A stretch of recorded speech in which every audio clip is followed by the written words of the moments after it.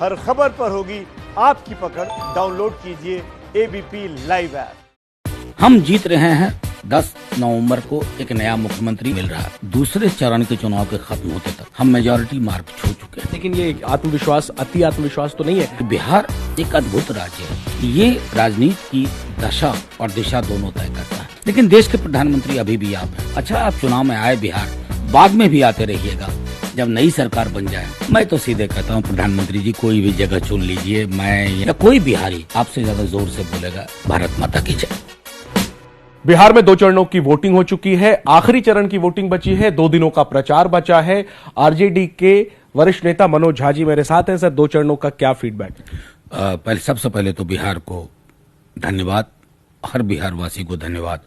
उन्होंने सुनिश्चित कर दिया है, बोले बिहार बदले सरकार। मैं समझता हूं कि दूसरे चरण के चुनाव के खत्म होते तक हम मेजॉरिटी मार्क छू चुके हैं। तीसरा चरण उस मेजॉरिटी के उभार में मैं समझता हूं और बढ़ोतरी करेगा।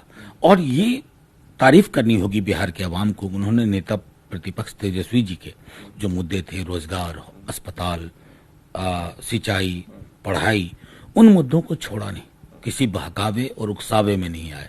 नतीजे में आज ये है कि बिहार अपने दिल से इन मुद्दों को लेकर के वोट कर रहा है।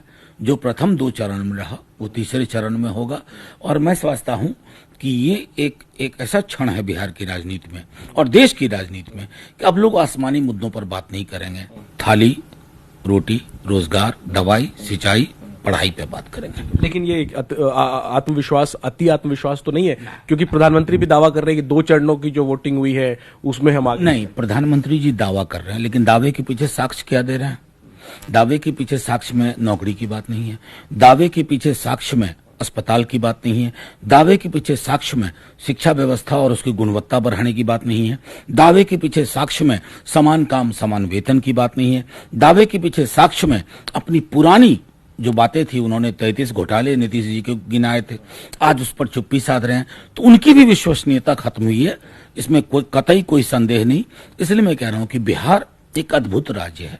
ये राजनीति की दशा और दिशा दोनों तय करता है और वो उसने कर दी। आखिरी में प्रधानमंत्री ने अपनी आखिरी रैली में कहा कि जंगल राज वाले भारत माता की जय के नारे के खिलाफ हैं, जय श्री राम का नारा अखरता है। मैं तो सीधे कहता हूं, प्रधानमंत्री जी कोई भी जगह चुन लीजिए, मैं या नेता प्रतिपक्ष या कोई बिहारी आपके साथ खड़ा होकर के बोल दे, आपसे ज्यादा जोर से बोलेगा भारत माता की जय।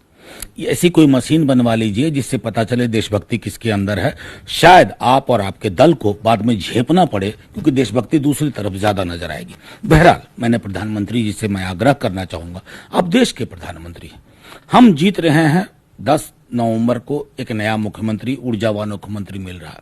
लेकिन देश के प्रधानमंत्री अभी भी आप हैं। वो भी भारत माता थी जो कटिहार के स्टेशन पर मृत हो गई थी। उसका बच्चा अटखेली कर रहा था अपनी मां के आंचल के साथ, वो भी भारत माता है। वो भारत माता थी जो सूटकेस पे अपने बच्चे को खींच के ले आ रही थी। प्रधानमंत्री जी, हमने 3 लॉकडाउन में आपके भाषणों में ताली थाली बहुत सुनी। भारत माता, उनके बच्चों, उनके सरोकार, उनकी परेशानियों के बारे में कुछ नहीं सुना। अच्छा, आप चुनाव में आए बिहार, बाद में भी आते रहिएगा जब नई सरकार बन जाए, लेकिन बिहार और बिहार की अस्मिता को चोट न पहुंचाए।